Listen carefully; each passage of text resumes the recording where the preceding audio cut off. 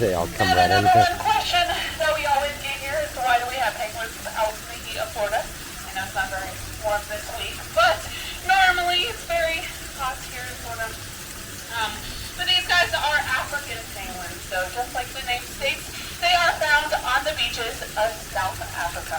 So when we think about penguins, we think really cold, icy temperatures. Now, we do have a very nice chill pool for our penguins. We do keep it at 56 degrees all year round. Well, it's very cold for us, at least for me. I am a true Floridian. I don't like things under 70, to be honest with you guys. But to our penguins, they have a few adaptations to help with those cold waters. African penguins have around 70 feathers per square inch of their body that keeps them nice and warm. When you get your emperor penguins, they have over 100 feathers per square inch. I always get the question if they have fur instead of feathers. And then they also have a preen gland at the base of their tail that they're going to rub all into their feathers, and that helps keep them waterproof, so almost like a built-in wetsuit. Now that famous tuxedo pattern on our penguins is a form of camouflage. It is known as counter shading. So if they were to be swimming in the wild, that black side is going to blend into the darkness of the bottom of the ocean. And then that white belly is going to help them blend in with the sunlight coming into the top of the ocean. So kind of helps escape predators just a little bit easier. Now, if you guys take a look at our penguins' bellies, it's a little hard to tell on some of them. Rocky's a really good example. You can see that he has some dots on his belly. And those dots are what's called freckle patterns. No two penguin has the same freckle pattern, just like no two human has the same fingerprint. So that is one way you can technically tell penguins apart from one another. Here at the zoo, however, we have a very colorful wingspan system. All of our girls are banded on the left. All of our boys are banded on the right. Our oldest couple has retired their wingbands, so they are no wingbands on them. Now, if they are a mated pair, they'll actually match their significant other with the same color band on opposite flippers. And then if they have an offspring, that offspring will have the same color bead as their parents and one other color to help identify from the rest of their siblings. So, kind of keep track of the family tree.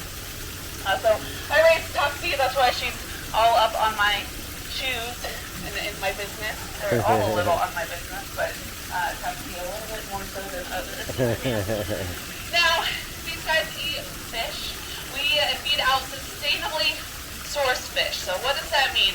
African penguins, unfortunately, are a critically endangered species. They're actually facing extinction in the wild in about 10 years. One big reason is due to overfishing. We are taking so much fish out of our ocean.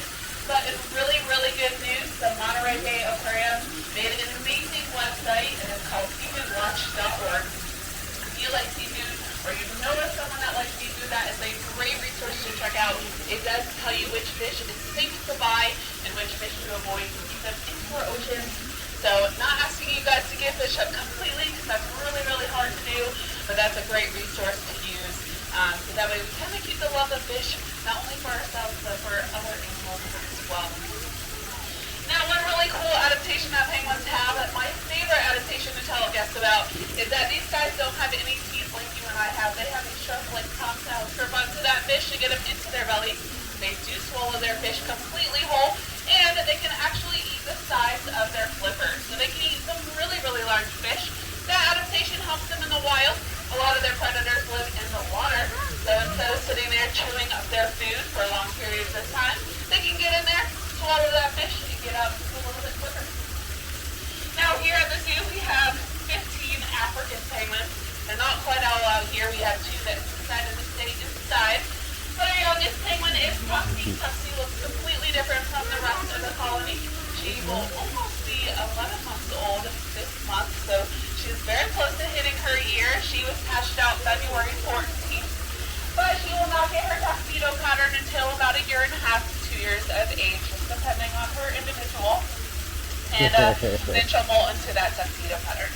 Our oldest penguin is Pepper, which everyone, she is Pepper's in that doorway over there. She is 24 years old. These guys live about 10 to 15 years in the wild, and then around 20 to 30 years in zoos and aquariums in Togi. But that is just average on either ends of the spectrum.